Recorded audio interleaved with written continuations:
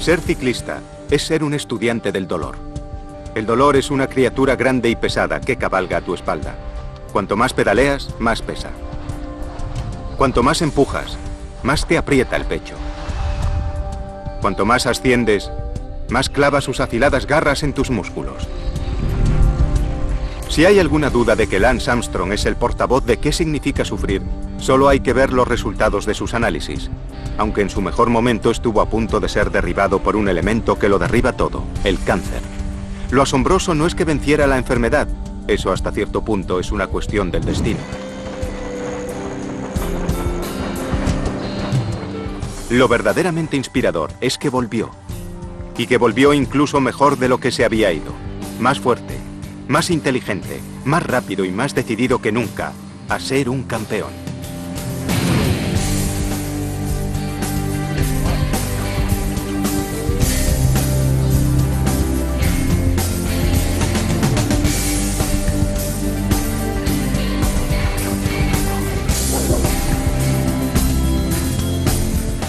Lance Armstrong, resistencia y tecnología.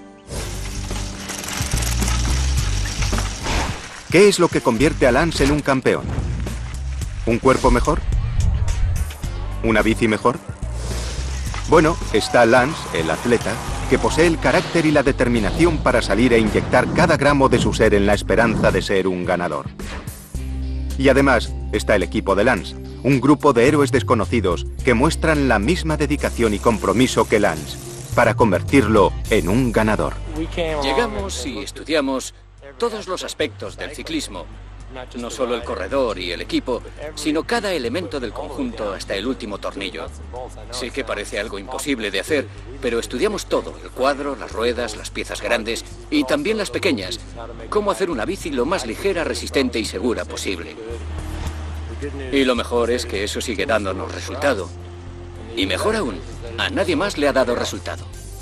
El pozo de talento del que Lance se nutre es profundo y cuenta con algunas de las mejores mentes de la tecnología, la fisiología del deporte, el análisis estadístico y la aerodinámica.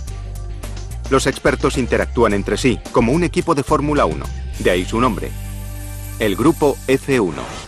Se reúnen donde pueden para debatir sobre mejoras fundamentales. Esa es la posición que usó en el Tour de Francia. Buena parte de la tecnología que el Grupo F1 usa en competición se prueba en un túnel de viento, un lugar diseñado originalmente para probar piezas aeronáuticas. Lo que estamos haciendo hoy aquí es analizar a los miembros del equipo ciclista Discovery Channel. Intentamos ajustar sus posturas aerodinámicas, mejorar sus bicicletas y equipo, midiendo su resistencia aerodinámica. Así es mucho mejor.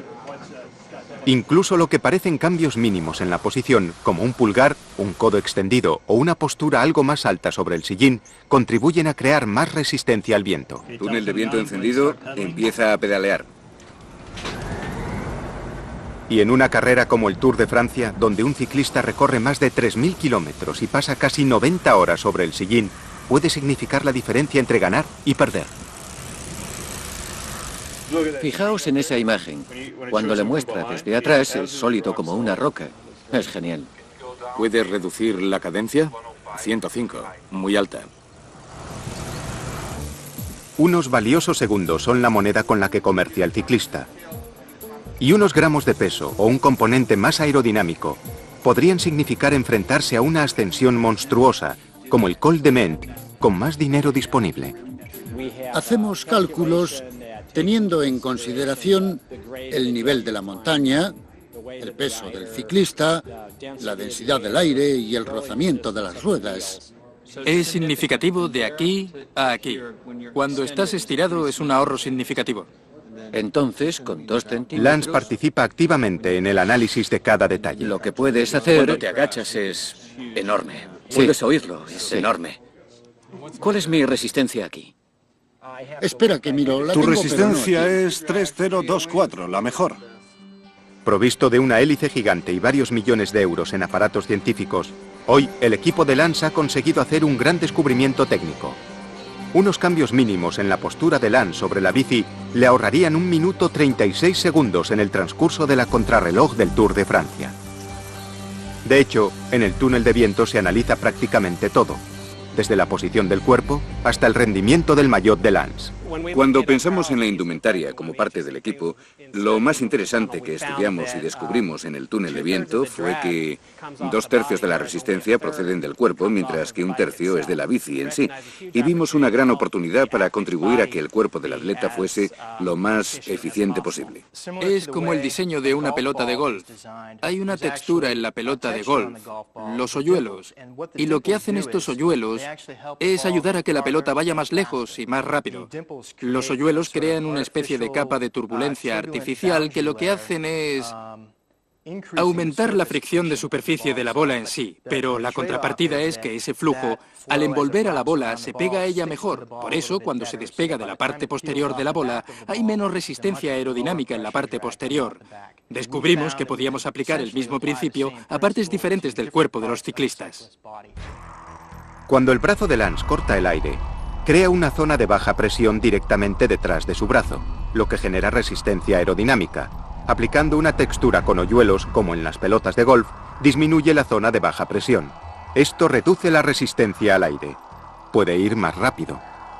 Descubrimos que ciertos objetos, de ciertos tamaños, debían tener un acabado texturizado. Digamos, cilindros del tamaño de un bíceps, del tamaño de un cuádriceps inferior. Así que, evidentemente no queremos poner solo una superficie lisa en todo el cuerpo, ni queremos poner una superficie rugosa en todo el cuerpo. Lo que queremos es combinarla y asegurarnos de que todas las superficies del cuerpo tienen la textura apropiada. El aire fluirá sobre la espalda de Lance, aquí, y en un momento dado se separará. Hemos reducido esta costura de la espalda para hacerla más baja, para que el aire fluya y se levante antes de llegar a esta costura.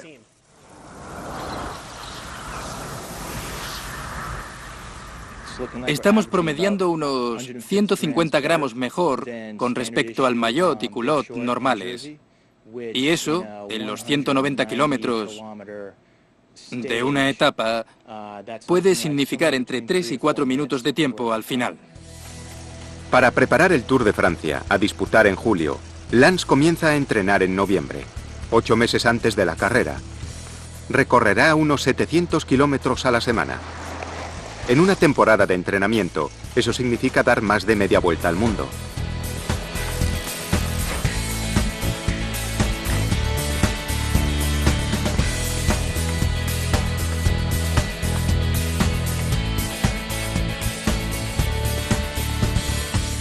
Sin embargo, a pesar de todo el entrenamiento y la esmerada atención a los detalles, un corredor nunca tiene segura la victoria. ¿Qué ocurre? ¿Te duele algo? Me duele. Siempre hay variables. A ver, parpadea. ¿Es grande? Es un bicho negro asqueroso. ¿Lo has visto? Es un bicho negro. ¿Lo Me tienes? acababa de poner las gafas. Dios. Me estaba matando. Eso demuestra, bueno, lo que puede hacer un bicho de 1 gramo. Derrotar a un hombre. Dios.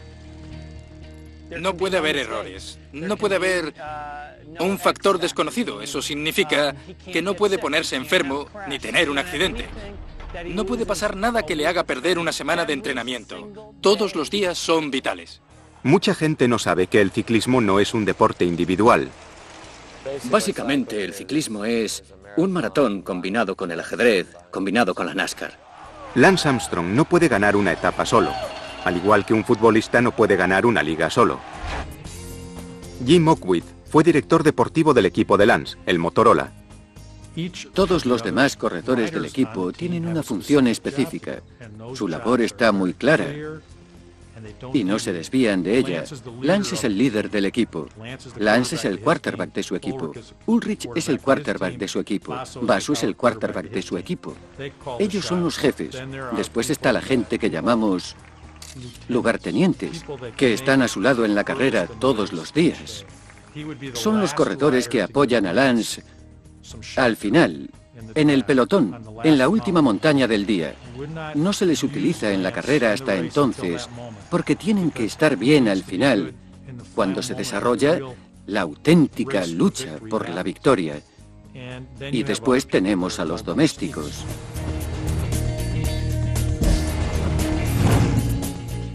Comida, botellas de agua, lo que Lance necesite durante el día. Ellos se dejan caer a los coches, reparten los chubasqueros y después los devuelven. ¿Alguien más quiere algo? No, creo que ya lo he repartido todo. Esas son las 3 posiciones básicas. Y entonces al final vemos a Lance y a los otros jefes de fila aparecer y empezar a pelearse entre sí. Y ahí está el auténtico drama del ciclismo profesional, cuando esos 10 o 20 supervivientes van por delante y hacen todo lo que pueden para ganar la etapa del día. Al final de una carrera profesional, el hombre que gana el sprint no es el más rápido, sino el que no está cansado. Como en el fútbol americano, la principal función de los compañeros de equipo de Lance es bloquear, pero en lugar de bloquear a las defensas contrarias, bloquean el viento. Para ello se colocan en fila. La posición ideal en un grupo para el jefe de filas es ir tercero o cuarto, donde solo tiene que hacer el 75% del esfuerzo del primer corredor.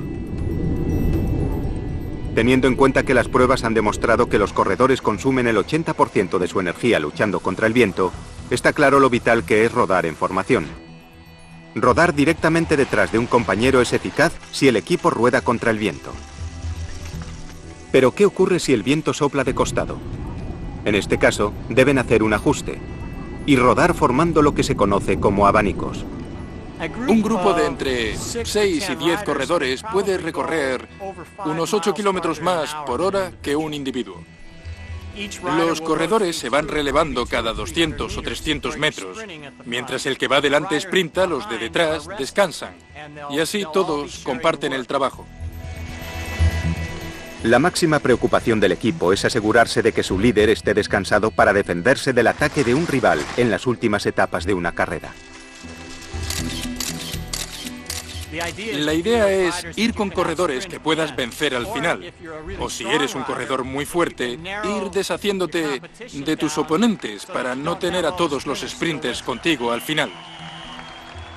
Tácticamente, lo que ocurre en el ciclismo es como si uno de los velocistas, los que ganan el oro olímpico en los 100, 200 o 400 metros lisos, siguiera los pasos de un corredor de maratón y ahorrara energía suficiente para llegar a los últimos 200 metros con él. En ese momento, da igual lo cansado que esté el sprinter. Si aún tiene energía para estar ahí, imagínense lo que le haría al corredor de maratón en los últimos 100 o 200 metros. Le ganaría por 50 metros. Lo que siempre me ha gustado del ciclismo es que no siempre gana el corredor más fuerte. Normalmente es el más astuto. En esta batalla entre líderes es donde el caucho se enfrenta al asfalto, donde se pone a prueba el temple de un ciclista y surge un verdadero campeón.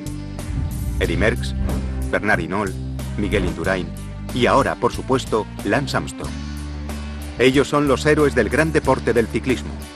Lance tal vez sea el jefe de filas del equipo Discovery, pero este hombre es el auténtico cerebro del equipo. Johan Bruyneel es probablemente uno de los hombres más listos, de los más inteligentes que han corrido el Tour.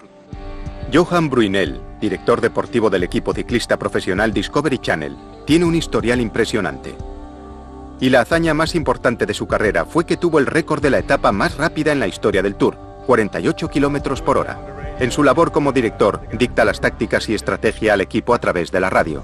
Lance Armstrong ha visto que las condiciones han cambiado de lamentables a abismales. Son de las peores del año por ahora. Y ha caído tanta lluvia que la comunicación resulta difícil entre los directores y los corredores. Le han dado un nuevo auricular, pero ¿cómo se lo va a poner en unas condiciones como estas? No me entero de nada. Lo sé. ¿Te crees que soy Houdini o qué? De hecho, Lance y Johan incluso llegaron a competir en 1995. Y estos dos rivales no solo se han convertido en amigos, sino en cómplices. No me cabe la mínima duda de que si Johan no hubiera sido el director de Lance, este no habría ganado su primer Tour. Probablemente hay varios Tours que no habría ganado. Muy bien, Lance, muy bien. Vamos. Vas bien. Con corredores de 15 países diferentes en el equipo Discovery, el hecho de que Johan hable 6 idiomas de forma fluida es una valiosísima ayuda. El coche 2, síguelo en el 2. Vamos a ver lo que hacemos. Bueno, te veo en la meta, ¿eh? Vale, chao. Es mucha la información que llega al coche. Nos dicen quién va por delante y cuántos segundos de ventaja lleva. Vale, atento. Quedan 5 corredores en cabeza. 5 en cabeza con Chechu. Tengo que asegurarme de que conocen el recorrido. Decirles lo que les espera. Mucha agua, inundación. Carretera inundada a unos 3 o 4 kilómetros por delante. En las grandes carreras tenemos también aparato de televisión. Es otra forma de conseguir información. Intento ponerme en su sitio y ver qué haría yo. Ser lo más ahorrador posible y guardarlo todo para el final. Creo que es el mejor del pelotón. Nos encontramos hace 6 u 8 años, casi de casualidad. Es uno de esos momentos en los que alguien entra en tu vida y te cambia las cosas. Motivador y cerebral, Johan Bruyneel es uno de los grandes directores ciclistas de todos los tiempos. Pero mucho antes de Johan, Lance tuvo otro director deportivo, más cerca de casa. Cuando tenía 10 años, corría 10 kilómetros. No solo iba a las carreras de los sábados, sino que durante la semana corría y entrenaba. Yo le marqué un circuito de 10 kilómetros y entrenaba en él durante la semana. Empezó a hacer triatlón y a competir con 14 años en triatlones. Recibí una llamada en el 85 de la madre de Lance diciendo que tenía un hijo triatleta que buscaba patrocinador.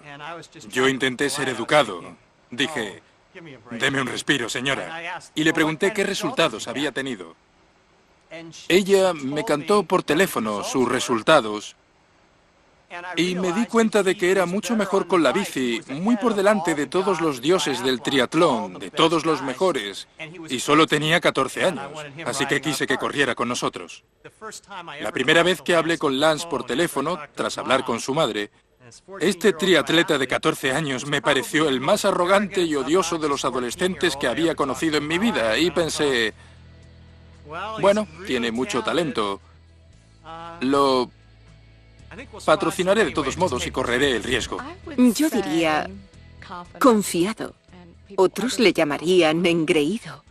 Pero eso es lo que le da confianza para ganar. Acabó siendo el campeón de fondo en carretera más joven del mundo con solo 21 años.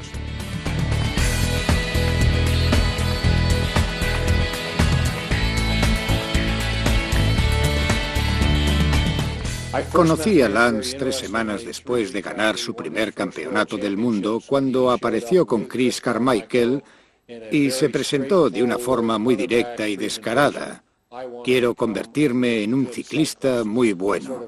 Yo sonreí y pensé, has ganado el campeonato del mundo. Si no eres el más joven, eres de los más jóvenes en ganar esta carrera de un día. Ya eres muy bueno. El corazón de Lance, a su máxima capacidad, puede bombear una asombrosa cantidad de sangre, 34 litros por minuto. Un corazón normal solo bombea 19. Durante ese mismo minuto, su corazón latirá más de 200 veces.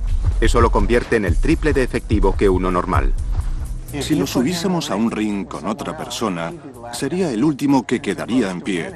Su idea de ganar es, tú méteme ahí y yo me desharé de quien haga falta. No corría necesariamente para ganar, corría para hacer sufrir a la gente, para demostrar lo fuerte que era. Y corría para diezmar a la gente y para ganar todo lo que pudiera, no solo para ganar, sino para humillar a la gente. Fue campeón de los Estados Unidos y campeón del mundo. Incluso había ganado etapas en el Tour. Lance estaba en la cima del mundo.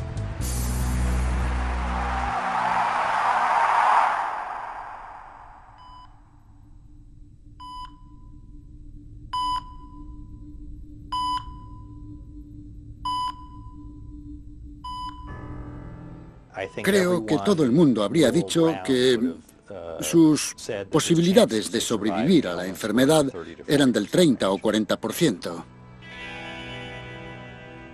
Él era un atleta de clase mundial, acostumbrado a chichones e hinchazones y a que le doliera el cuerpo, sobre todo en la zona del sillín. Probablemente, sin ninguna duda, atribuyó el dolor y la hinchazón en esa zona a alguna lesión sufrida sobre la bici. Una noche recibí una llamada durante la cena. Mis hijos y mi mujer estaban allí. Y cogí el teléfono. Era Lance. Me dijo, ¿qué haces? Le dije que estaba en la mesa cenando. Me preguntó, ¿estás sentado? Y le dije, sí, estoy sentado. ¿Qué necesitas? Cuando Lance me llamó, yo estaba trabajando.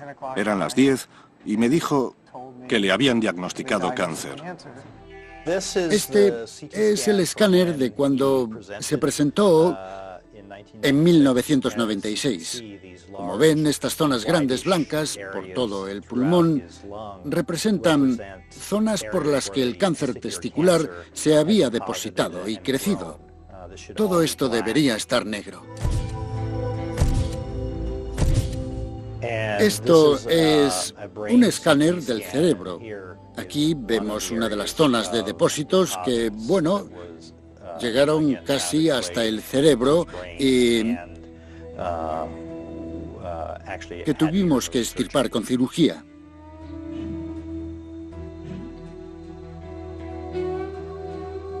El impacto de sus tratamientos era, a corto plazo, debilitante, devastador, nutricionalmente agotador y en todos los sentidos fue vapuleado por los tratamientos y la enfermedad.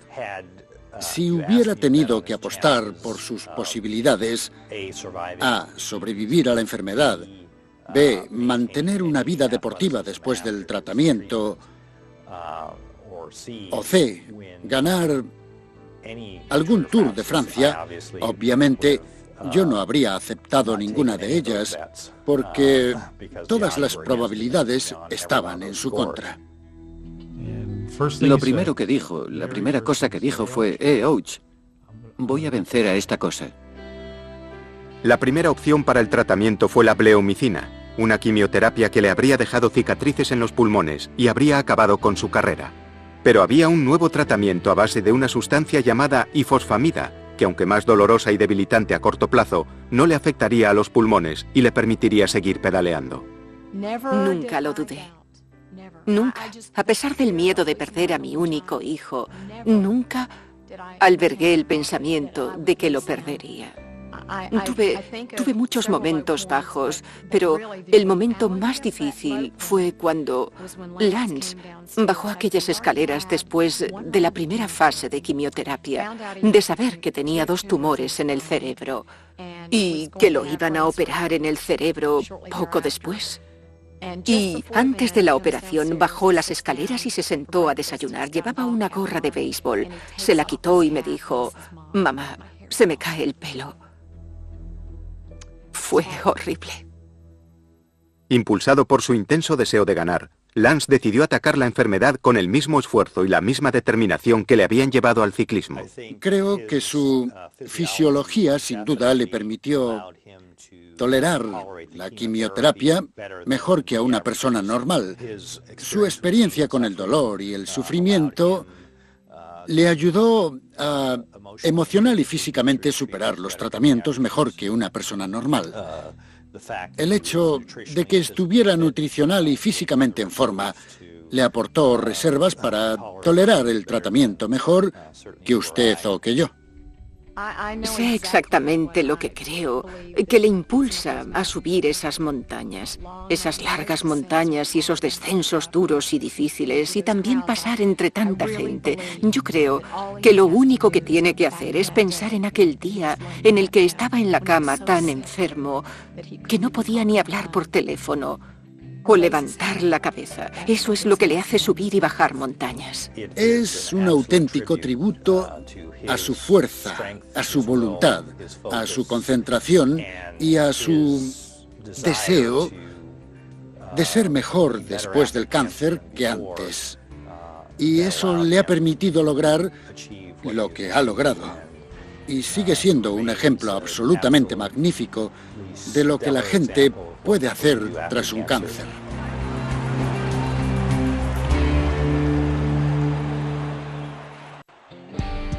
Lance Armstrong ya no era un enfermo de cáncer. Era un superviviente de cáncer. Pero a pesar de ser una enfermedad terrible, le enseñó algo muy valioso. No sentía tanto deseo como atleta de lo que sentía antes de la enfermedad. Creo que fue una oportunidad de Bueno, es un cliché, fue una llamada de atención. Y desperté y pensé, tío, esta es mi vida. Creo que es la única que tengo y debo ir a por ella. Cuando Lance tuvo cáncer y después se curó, reconstruyó su cuerpo 10 kilos más ligero, con la misma potencia como ciclista. Lo que pasó fue que un hombre que era campeón del mundo de ciclismo profesional, que había ganado etapas en el Tour, mejoró su ratio entre potencia y peso en un 10%. Normalmente, bueno, las carreras se ganan por apenas un 1%. Tener un 10% de mejoría es algo tan astronómico que no es imaginable. Lance comenzó a prestar una atención especial a su fisiología y a utilizar una batería de test muy concretos para mejorar su rendimiento. El perfil metabólico con test de lactato se usa para evaluar la capacidad de casi el 80, tal vez incluso un porcentaje más alto de los ciclistas de élite profesionales. Se toman 3 medidas diferentes de su capacidad de rendimiento: ritmo cardíaco, absorción de lactato y oxígeno, todas ellas vitales para el rendimiento. Todas ellas serían vitales en el programa de entrenamiento de Lance. El control del rendimiento está encaminado a aumentar la potencia. Todos los atletas tienen límites de rendimiento, pero conocerlos y entrenar con esos límites permite a un atleta de élite como Lance generar la máxima capacidad de potencia en una etapa.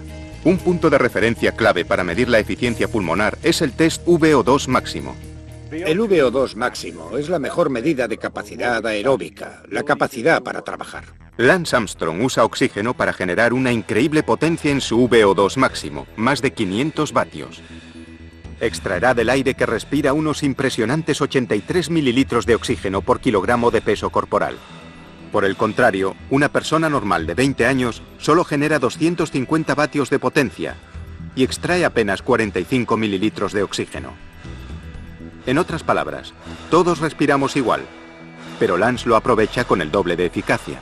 Cuando analizamos su capacidad metabólica y vi la potencia que podía generar en vatios y su forma de oxigenar, los datos me parecieron excepcionales. Estaban entre los más altos que había visto. A mayores niveles de intensidad, como los que se producen durante una escalada en los Pirineos, los músculos crean ácido láctico, lo que explica la agotadora quemazón asociada a grandes niveles de esfuerzo. Al final de estos 4 minutos te extraeré sangre. Solo unas gotas del dedo y haré el test del lactato. Bien, ahora voy a pinchar. A medida que se realiza el test, vemos cómo el lactato se acumula en la sangre. Y en un momento dado, en cualquier atleta, ya sea aficionado o Lance Armstrong, ese lactato se acumulará hasta el punto de obligar al cuerpo a parar. Simplemente no puede seguir. ¿Puedes con otra etapa, Jim? Vale, vamos a seguir. Venga. Esto es como el final de una escalada interminable. Muy bien. Bien. Estupendo, muy bien. Por razones desconocidas para la ciencia, los músculos de Lance producen menos ácido láctico que los de otra persona. Y lo que es más, su cuerpo lo elimina con mayor eficacia. Cuando excede su capacidad aeróbica durante los periodos de intensa potencia, como en un sprint hacia la meta, Lance puede mantenerse a toda potencia más tiempo que sus rivales. Otra técnica es el entrenamiento y la recuperación en altitud, para aumentar su capacidad de oxigenación. Lance, sin embargo, parece metabolizar el oxígeno en altitud mejor que la mayoría. Lance no parece que pierda ni un ápice de su capacidad para tomar oxígeno, aunque suba cada vez más y más alto. Cuando hay menos oxígeno disponible para los pulmones, el cuerpo crea más glóbulos rojos. Más glóbulos rojos aumentan la capacidad de un corredor de usar oxígeno y de llevar más al sistema, donde más lo necesita. Algunas voces del ciclismo profesional han observado el éxito de Lance en el Tour de Francia y lo han acusado de aumentar artificialmente su nivel de glóbulos rojos. Pero Lance afirma que sus detractores se confunden. A mucha gente le gusta buscar por todas partes algo fraudulento. Pero bueno, algo fraudulento, en mi opinión, no serviría de gran cosa. Mientras que repasar hasta el detalle todos los aspectos del ciclismo sirve para mucho más, para ganar 5 o 6 minutos. No hay forma de escapar a los controles. Llevamos en esto mucho tiempo y tenemos mucha presión como para correr riesgos. El inaudito dominio de Lance lo ha convertido en uno de los atletas que más controles antidoping ha pasado y nunca ha suspendido ni uno. Pero pese al entrenamiento, a las pruebas de rendimiento y a los muchos kilómetros en altitud, hay una cosa que un ciclista no puede evitar. Los atletas de élite son individuos únicos por cómo se enfrentan al dolor. Se dicen, estas son sensaciones de mi cuerpo que me dicen cuánto he trabajado. Bueno, es parte del trabajo. Tienes que sufrir y entrenar, tienes que sufrir en las carreras. Y claro, ese tipo de sufrimiento cambia a lo largo del año, tanto en entrenos como en carrera.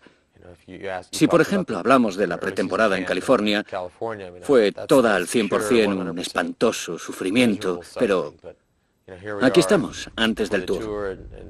Y salgo a hacer un largo entrenamiento, o a hacer algún test, una simulación de carrera, o a correr una prueba, y no te sientes para nada como en enero. Bueno, ese es el tipo de sufrimiento del que yo disfruto. Además de llevar su cuerpo a nuevos límites, Lance inspiraba a su equipo tecnológico a seguir su ritmo. Podría haber habido una mejor aerodinámica. No hacemos cuadros a medida para el equipo Discovery. Compiten con cuadros estándar. Por eso buscamos mejorar la calidad y la sensación sobre la bici. La mayor revolución llegó con el uso de la fibra de carbono en los cuadros y las ruedas. Es un elemento prestado de la industria aeroespacial. Esto es fibra de carbono, múltiples capas de fibra de carbono dispuestas en una lámina que cortamos con un sistema de cuchillas especial que tenemos en esta mesa de corte. La fibra de carbono se fabrica tratando fibras sintéticas para aumentar su resistencia. La horquilla trasera es la parte que va desde la barra del sillín hasta la rueda. Y hay más de 15 partes que van dentro de esta estructura sencilla. No podemos hacer todas esas partes del mismo grosor, porque la bici sería muy pesada. Así que lo que hacemos es, estructuralmente, reforzar solo las zonas necesarias y, por consiguiente, reducimos el peso, pero manteniendo las prestaciones. Este es un cuadro Madone 2005. Pesa más o menos lo mismo que un libro en edición rústica. Ya que disponemos de lo último en herramientas y tecnología, no podemos cometer errores al desarrollar un producto para Lance. Lance es famoso porque es capaz de captar apenas milímetros de cambio. Por eso trabajamos duro y con herramientas que nos aseguran que todo está en el sitio correcto. Usando software y hardware, creamos prototipos virtuales que podemos analizar y, virtualmente, pesar, optimizar y visualizar los prototipos mucho antes de fabricarlos. Lo único que podemos hacer ahora es, virtualmente, subirnos a la bici y pedalear. Y en eso estamos. Una de las cosas que hemos podido hacer con el Madone, que no hacíamos en el pasado, es usar nueva tecnología. Esa tecnología es la dinámica de fluidos computacional, o CFD. En colaboración con AMD, que nos proporcionó ordenadores superrápidos, hemos podido probar las partes del Madone en el túnel de viento virtual. Pudimos comprobar un par de cosas. Una es el flujo de aire que rodea un objeto. Podemos comprobar la aerodinámica de una bici sin tener que pasar por el túnel de viento. Aquí se muestra en colores, zonas de alta presión y de baja presión. La alta presión es el color rojo, la baja presión el azul oscuro o morado. Probamos a cambiar la forma, a cambiar la posición, y cuando al final tenemos el diseño definitivo, pasamos al túnel de viento y verificamos los resultados. Una de las dos cosas que Lance siempre nos exige, una de ellas es la ligereza y la otra la rigidez. Ligereza, porque así es más fácil subir montañas. Y rigidez, porque así puede transferir más fuerza de pedalada a la carretera. Tenemos un punto de referencia de lo que le gusta y a partir de ahí creamos un cuadro más o menos rígido dependiendo de lo que Lance busque. Pero el grupo F1 no se queda en la bici. Todas las piezas del equipo se examinan y se reexaminan. Es el casco más rápido que hay en este planeta ahora mismo. Solo hay uno, y Lance lo tiene. Primero queremos que los corredores estén lo más seguros posible, pero también que tengan los cascos más rápidos del mundo. Nuestro objetivo era minimizar al máximo la resistencia al aire. Y el tiempo que se gana con este casco en concreto, frente a los viejos cascos de contrarreloj, es de casi 33 segundos. Es mucho. Actualmente, con toda la tecnología que se invierte en las contrarreloj, el equipo tiene que ser el mejor para poder dominar y ganar la etapa. Se examinan todos los elementos del equipo, de la cabeza a los pies. Esta es una de las mayores innovaciones de los últimos 5 o 6 años. Esta es una suela de nylon. Y esta es una suela de fibra de carbono, una simple diferencia de material, pero lo que nos permite es aligerarlo mucho. La zapatilla de ciclismo tiene una suela dura. Se trata de transferir energía, y cualquier potencia que apliques a los pedales a través de las piernas pasa a través de esta suela. A Lance le gustan las zapatillas muy rígidas, por eso esta está hecha de fibra de carbono. Apenas se dobla para nada, está hecha para resistir hasta 6.500 newtons antes de doblarse. Cuando un ciclista está en una contrarreloj, lo vemos con escarpines enteros que le cubren las zapatillas. El pie, al cortar el aire, produce bastante resistencia, y eso es algo en lo que nos gustaría seguir trabajando y jugar con ello lo máximo posible. Aunque el equipo Discovery es estadounidense, la mayoría de las carreras se disputan en Europa. Y Brakel, en Bélgica, a 50 kilómetros de Bruselas, es la base europea del equipo. Julian de Vries es mecánico de bicicletas desde hace más de 40 años. Tiene un sistema único para cuidar de los tubulares del equipo. Los envejece en su sótano privado. Bien, caballeros, estamos en el lugar donde se guarda lo más importante del equipo. Estamos donde se guardan los tubulares. Es muy importante que todos los tubulares estén viejos y más blandos para una llanta lisa. Cuando un tubular es nuevo, está pegado y el pegamento no está seco. Fíjense en este. Un tubular viejo es flexible y uno nuevo es duro. Esa es la diferencia. Estos son tubulares de 2004. Estos son tubulares de 2003. Los de la París-Roubaix se guardan para el año siguiente y aquí debajo tenemos los tubulares de las clásicas. Este es el rincón de Lance Armstrong. Miren este tubular para Lance, para el Tour de Francia. Tendrá más de 6 o 7 años. Esto es como una bodega. El vino se guarda así y yo guardo mis tubulares igual. Lance tendrá que superar 3 etapas clave si quiere ganar su 7º Tour de Francia. La primera tendrá lugar el primer día de los 23 de carrera. Una contrarreloj individual.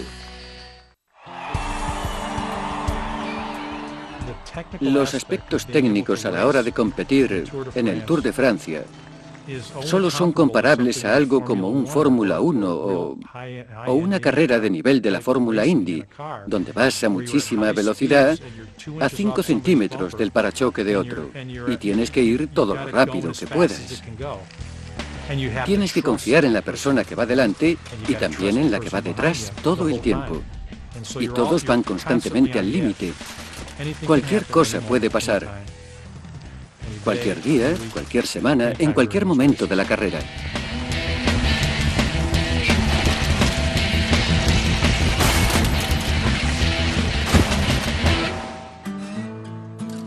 Desgraciadamente para los seguidores de Lance, el Tour de Francia de 2005 será el último para él.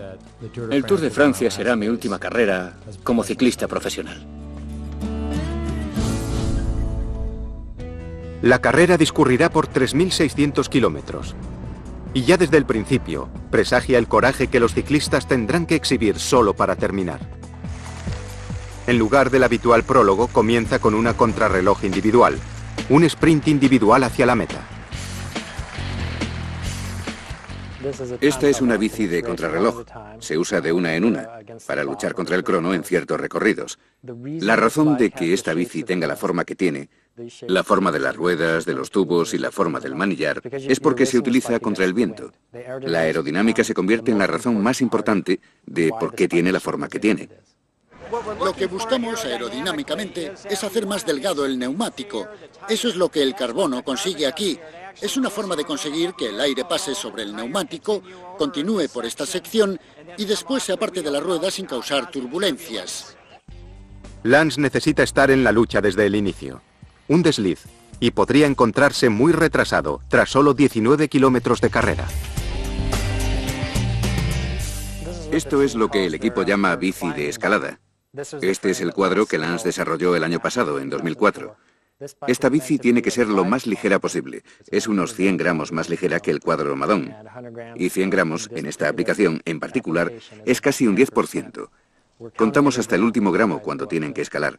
100 gramos son 100 clips de papel. 100 gramos es mucho. 200 gramos más ligero.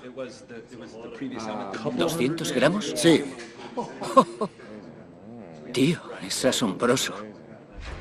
Lance tendrá la primera oportunidad de probar su bici de escalada en la etapa que discurrirá entre Grenoble y Courchevel. Tras coronar el majestuoso Cormet de Roseland, a los ciclistas les esperan 22 kilómetros de ascensión, con rampas que oscilan entre el 6, el 8 y el 10%. La línea de meta de Courchevel hará una gran selección. Lance ya ha demostrado su valía en la montaña. Esta será la primera oportunidad de verlo brillar de nuevo. La etapa 15 podría decidir quién llegará con el jersey amarillo a París. Sin días de descanso tras escalar los Alpes, la segunda etapa de los Pirineos recorrerá 205 kilómetros, con 6 puertos brutales. Esta etapa tiene una importancia especial para Lance. En el descenso de este puerto, en el Tour del 95, en el Col du Portet, su compañero de equipo Fabio Casartelli se dejó la vida en el asfalto. Casartelli quería ganar la etapa que llegaba a Limoges en aquel Tour del 95. Lance ya ganó esta etapa en memoria de Fabio. Honrando a su amigo fallecido, Lance señaló al cielo para indicar a Fabio que esta victoria iba por él. Cuando Lance habla sobre esta etapa en Limoges, dice no sentir dolor ni sufrimiento. Es como si tuviese la fuerza de 2 hombres, la suya y la de Fabio. Lance ha escrito de forma indeleble su dominio en el Tour de Francia, entrando en los libros de historia. Es diferente a los demás. Es la persona adecuada en el momento justo para hacer esto. Los corredores se preparan, entrenan, organizan sus equipos de forma diferente, después de Lance que antes de Lance. Ha cambiado el deporte, ha traído más tecnología, más determinación, más entrenamiento de precisión, y cuando alguien dice, quiero ser un gran atleta, tiene una referencia en mente, al atleta más completo desde la preparación a la ejecución, el que ha puesto hasta el último gramo de su ser. Lo nunca visto. Lance no ha conseguido 6 victorias en el Tour solo. Le acompañan los colegas que han vencido al cáncer. La Fundación Lance Armstrong para la Investigación y Educación contra el Cáncer. Su lema es Live Strong. Creemos en la vida, en vuestra vida. Creemos en vivir hasta el último minuto con cada gramo de nuestro ser. Y no debéis permitir que el cáncer os controle. Espero que mi legado no sea que he ganado el Tour de Francia. De hecho, espero que el Tour de Francia sea una pequeña parte. Mi máxima esperanza es que le recuerden como un atleta que consiguió volver del mayor abismo en el que un ser humano puede caer. Cuando alguien esté en ese abismo y quiera salir de él, dirá, Lance lo hizo, tal vez yo también pueda. El Tour de Francia representa un compromiso con una causa que a alguna gente le resulta difícil comprender.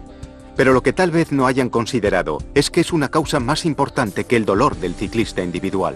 Es la oportunidad para un hombre de distinguirse en un campo de batalla único. En 1903, el fundador del Tour hizo una declaración pública que resume el atractivo del Tour para un atleta. Dijo, en las tórridas tardes, poblaciones enteras se congregarán ante vosotros. Sus manos se alzarán para aplaudiros, sus ojos se abrirán para captar un recuerdo duradero de la batalla. Lance Armstrong se ha distinguido como un héroe en este especial campo de batalla. ¿Ganará su 7º Tour? Habrá que esperar para verlo. Pero sea cual sea el resultado, para un hombre que ha vencido en esta agotadora prueba 6 veces, tras haber vencido al cáncer, la victoria seguramente no está en cruzar la línea de meta, sino en cruzar la línea de salida.